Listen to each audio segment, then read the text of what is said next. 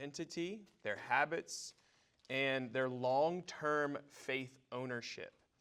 This isn't anything new. In fact, as I was reading Fulton Sheen addressed this very issue years ago.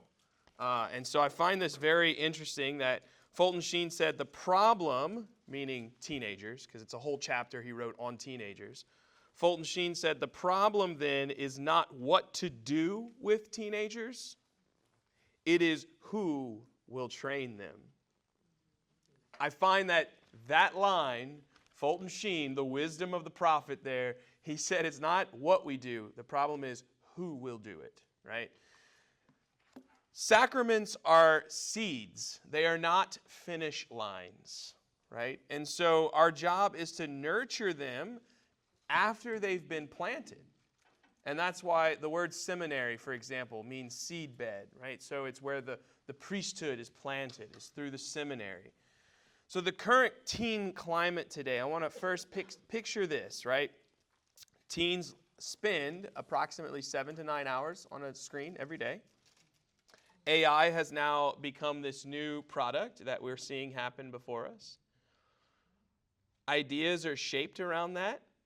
Algorithms on social media disciple the students every day. Depending on what they are Googling and researching, the algorithms on social media will push that agenda on them. So that might be one of the reasons why Catholic is trending, because when they researched and Googled Catholic, their social media content started to push Catholic content. So yes, the digital age can be an advantage to our evangelization efforts, but they cannot be the only source of our evangelization efforts. And so we're going to talk too about management with high school teens regarding cell phones and how we can create more appropriate policies and procedures and best practices. Cell phones aren't going anywhere. We can pick them up till we're blue in the face, but we need to learn maybe how to utilize them in our sessions rather than picking them up and taking them away from our students. So we need to search for truth in a noisy world, right?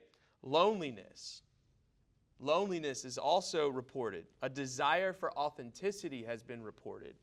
And we know that there is a mental health strain. So we've talked about these things, which is exactly why resource-based ministry is less than affirming ministry. And I use the word affirming, right? If you want to use a more traditional buzzword of youth ministry, that's relational ministry, right? Relational ministry is affirming the youth in their presence and what they bring to the table, right? But it requires us to kind of become a little stooped down sometimes. So I'm going to use the analogy that Chad started with the book, the story from Zacchaeus. Grown men do not climb trees.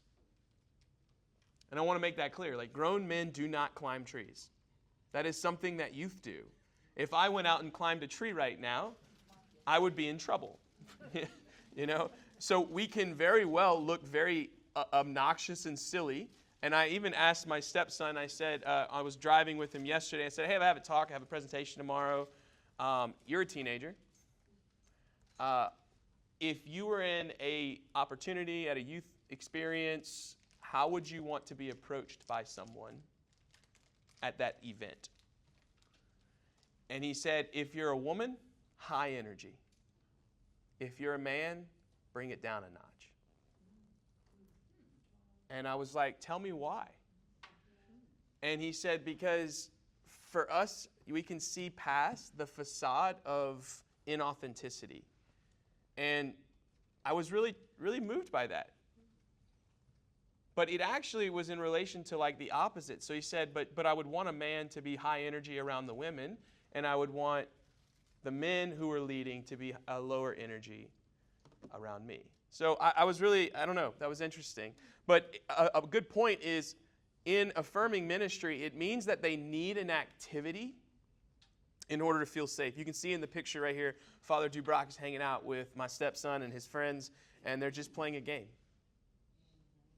And in that game, they got more out of being in the presence of a priest who was simply relational, hanging out, playing the game with the kids.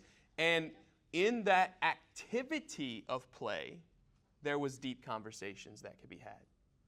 So I noticed too, like, if I really want to reach my stepson, I play video games with him. And in playing video games with him, it's like the guard, his guard, his protective parts, all the parts of him that don't want to expose the reality of his pain or suffering, they actually kind of release a little bit, and I'm able to have like deep conversations as we're playing video games. So it's in the activities that we can find ways to reach our teens. So this is exactly and precisely why some of us think that the games of youth ministry are silly. I'm one of them. But there is a deep, profound reality of the effectiveness of them. But we need to get creative with them. We don't always have to play the same youth group games, and maybe perhaps we need to have games that are less created by us, and just keep it simple. Dodgeball, keep it simple. Kickball, keep it simple. Frisbee, and spend time with those teens, and in those moments have that relational ministry. Christus Vivit said this: although it is never easy to approach young people, two things have become increasingly evident. The realization that the entire community has to be involved in evangelizing them. This means that the relationship must be fostered by the everyday Pew Catholic, right? Not just the people who are in leadership. And I came up with this acronym when I was in prayer about what a leader is. And I'm going to share it with you. LEADER, leader, is let every act demonstrate eternal reward. Let every act demonstrate eternal reward. It means that in our pursuit of leadership, we are leading them to heaven, right? Our goal is to lead them heavenward, and our intentions must be always heavenward. But in that intention and that desire, we have to remind ourselves as leaders in the church that God loves them more than us, and that He wants to guide them more than we do. And so we have to almost sometimes take the backseat approach, which is very difficult when we all struggle with type A, codependent, want to control the outcome. And if you're like me who suffers from codependency, like I'm the poster child for it, like I want to control the outcome of a conversion. And perhaps maybe like that could be a very dangerous thing, because if you have a teen that says something like, oh my gosh, my stepkids say the most dumbest things sometimes. And I have to sit there and just bite my tongue and wait for the right moment. Because moment is key, right?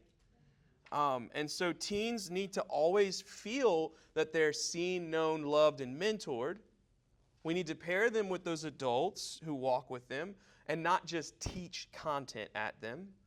Encourage peer leadership. Nothing is more moving than a youth protagonist, someone that you can empower to lead other teens. Belonging to a real community. This is the next point I'll make. We, Chad and I, anticipated that there would be a dramatic drop-off on the front end of this move to confirmation to 8th grade. We knew that would happen. We didn't have to question that. But what that did was it allowed us to focus our attention on the quality of our work rather than the quantity. We would later have both once we've worked throughout all the kinks. And this is precisely why the small group model now will be greater than the large group programs. This is not to say, and I'm going to repeat this, this is not to say that large group experiences are not needed, and nor should they not be programmed and intentional. You still have large group experiences. But we need to help them find their people in the church. So parish life must be more than a class. It needs to feel like a place where their needs are met.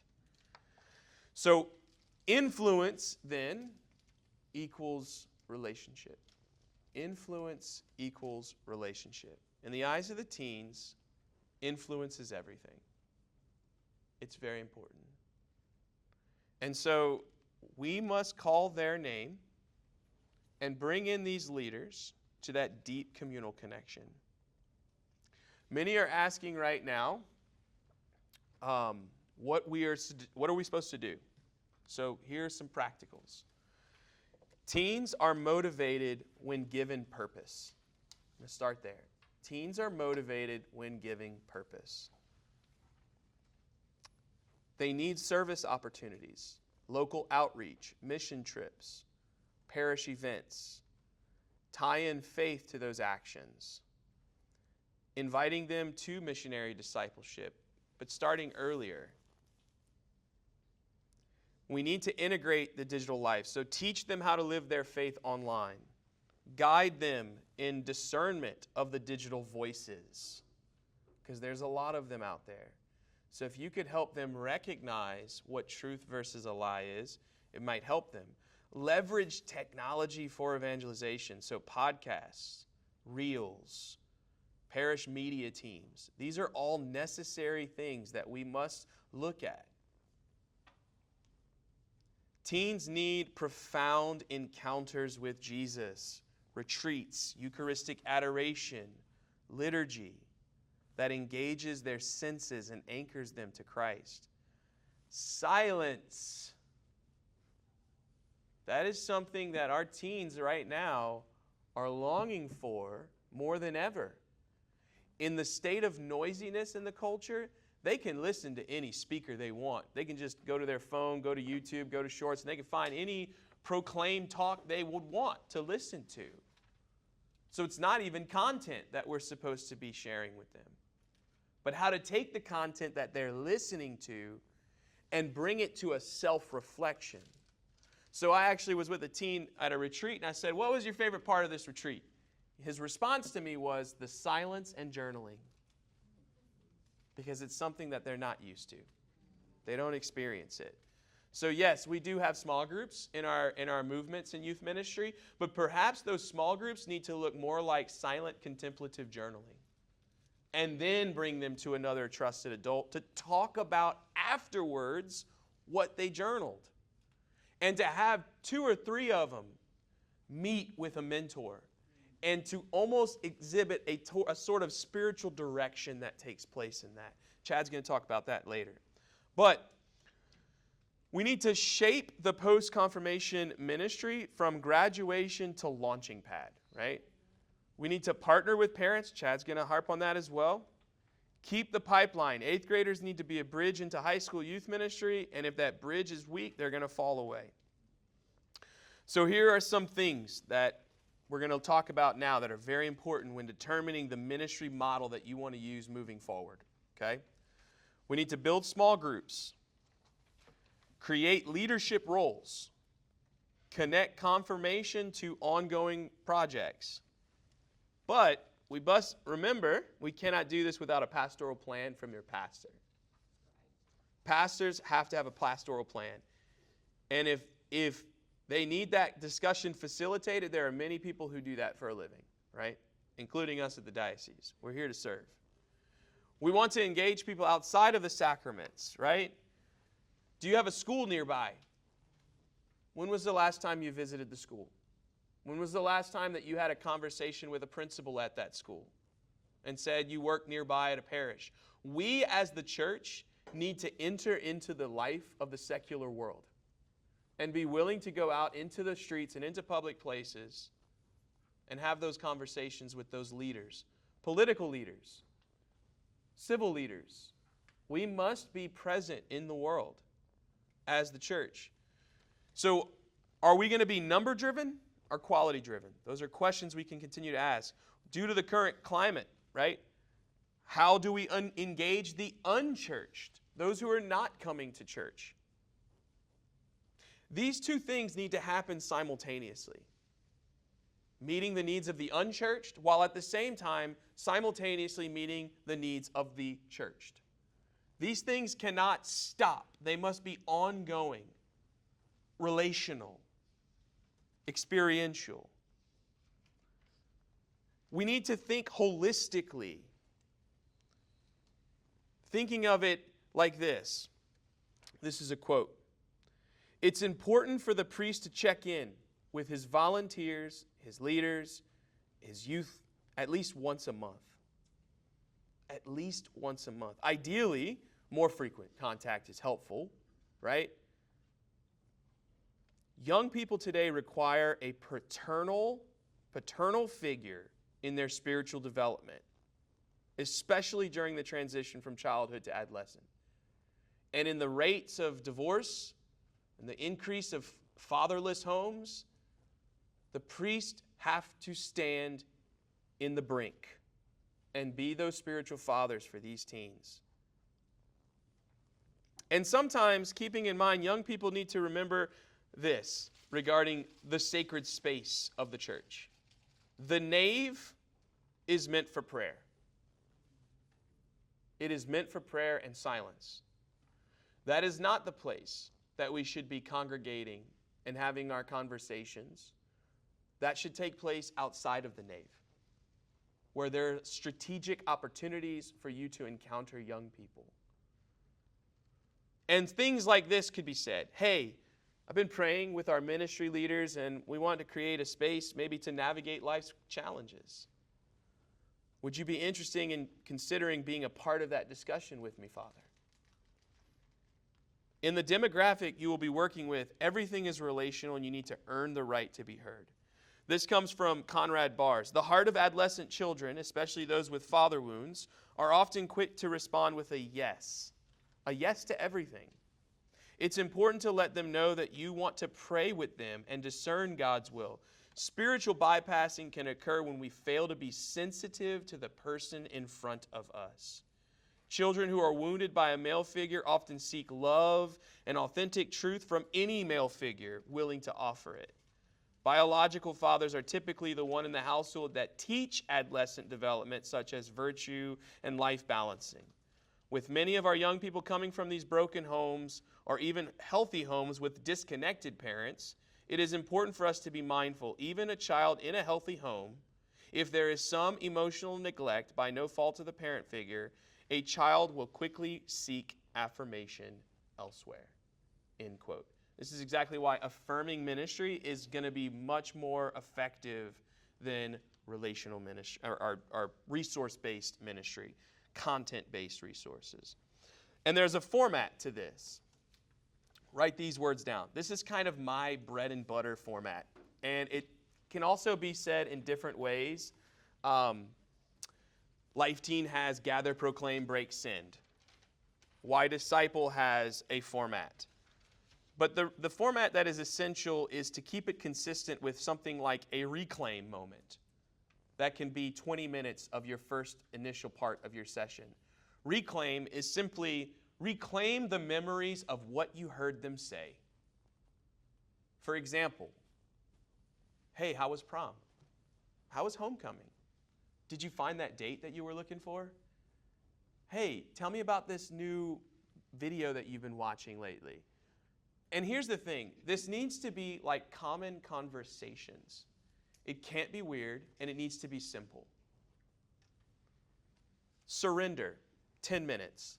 Surrender is entering that child into a moment of deep, profound movement to prayer. From the big, elaborate group experience to the more intimate moment with the Lord. We need to think of these transitions and how we transition from one part of our meeting to the next. Being intentional with that transition. Dedication, 45 minutes. This is the time where a young person can experience the message of what it is that you are sharing. And then finally, ending with a 10-minute offer up. An offer up is a challenge, a ministerial challenge that gives them the opportunity to go beyond the Sunday experience.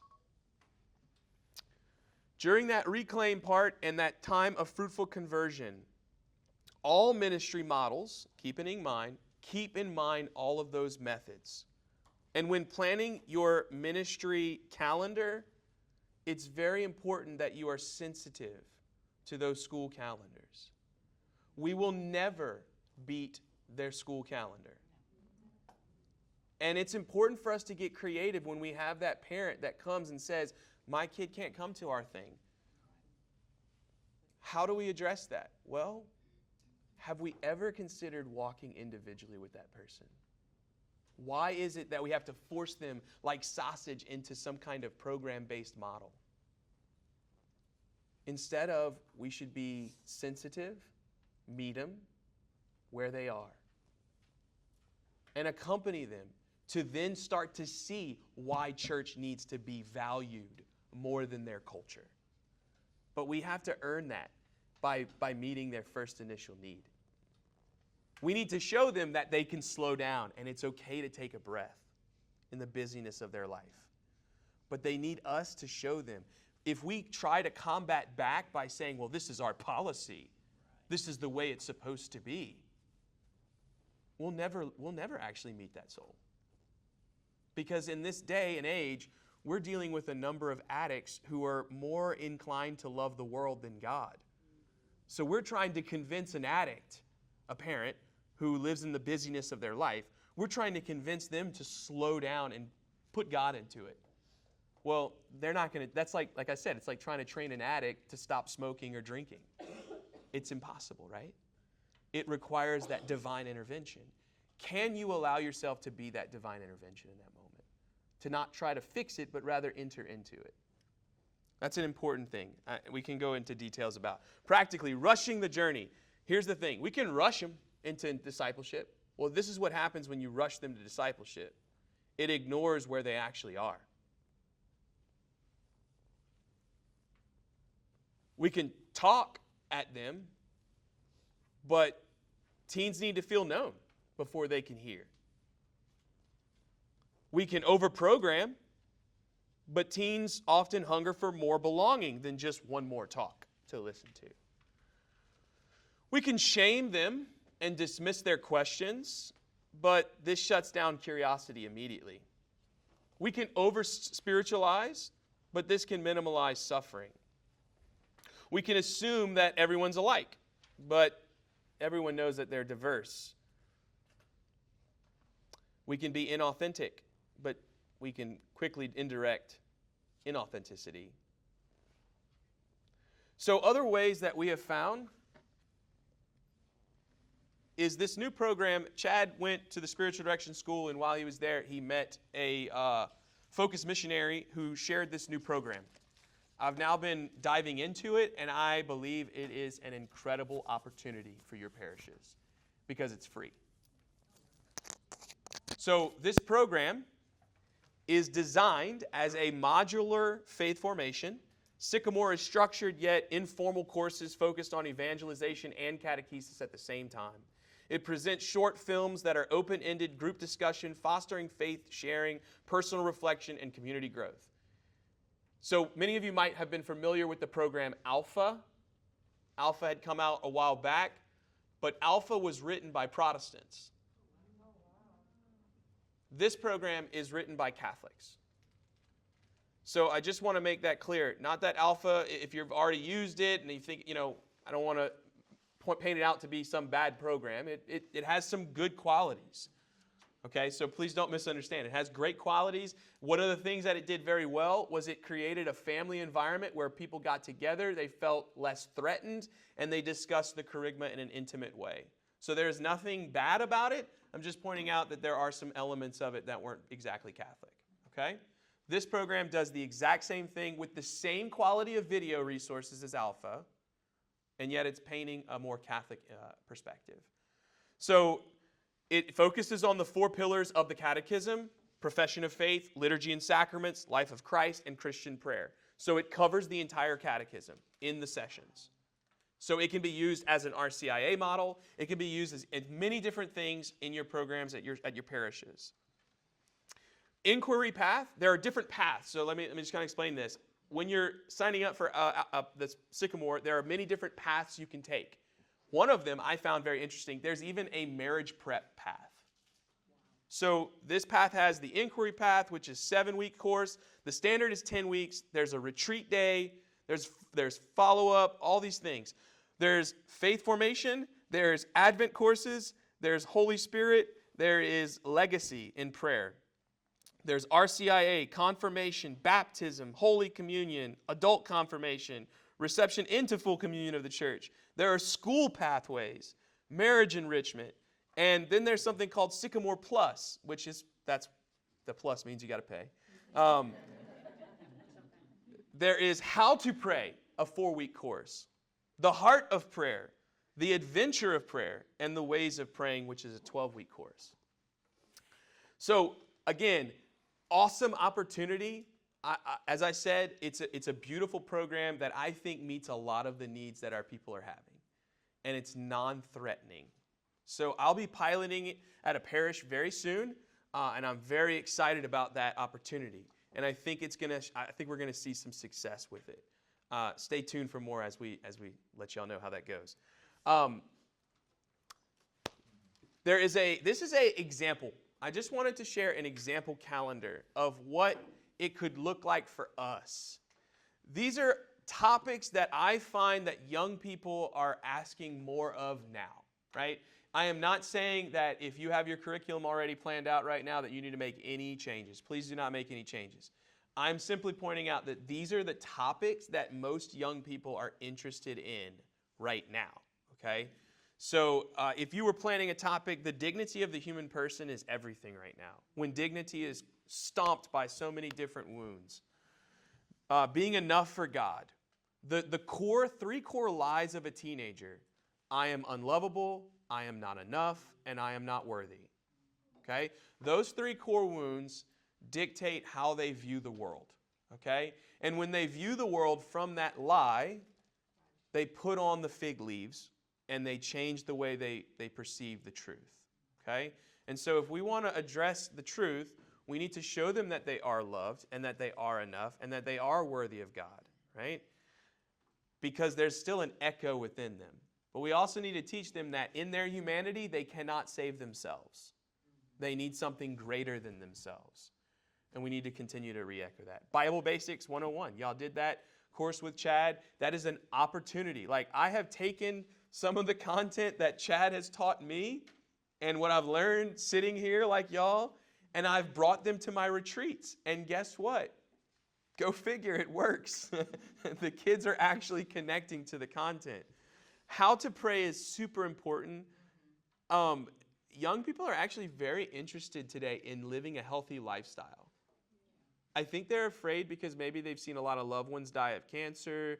They've seen a lot of pain and suffering. The food we're eating is not very good in America right now. They kind of almost need us to be almost like examples. Hey, like, let me show you a good example. And that means that we here in this room also need to take care of ourselves as well. We need to demonstrate that for them. Because we're body, mind, and spirit, right? Like, we need to be holistic in everything that we do moving forward with these young people. What is friendship? We need to demonstrate to them healthy friendship. Faith and reason. What is love? So all of these things are available. You have the slides, so please continue to look over them. This was an overview of all of the programs that I have currently reviewed, ranging from Why Disciple, Pathfinders. I didn't have time to talk about Pathfinders. This is a new discipleship program that I found. There are these really cool patches, kind of like the Boy Scouts. And every year, when the kid goes through the year program, they get a patch. Remember what I said in the last meeting is that we need something to give them to make them feel seen, known, and loved. And that gift, I recommended the first gift being the rosary, the second gift being a Bible, the third gift being a catechism, and the fourth gift being some kind of candle that says you're passing on the faith to someone else. But if you want to get another program that has those type of little mementos, this Pathways program has, the first is the path to prayer, the path to scripture, and the path of service. So those are the 3 paths that it carves out for you as you're journeying with them in discipleship. As I said today, Purpose Confirmation, Life Teen, Kickstart, all of these programs are available. If you're currently using that, then you are using a model that I feel is necessary post 8th grade confirmation. The other one, Sycamore Aquinas 101, is free.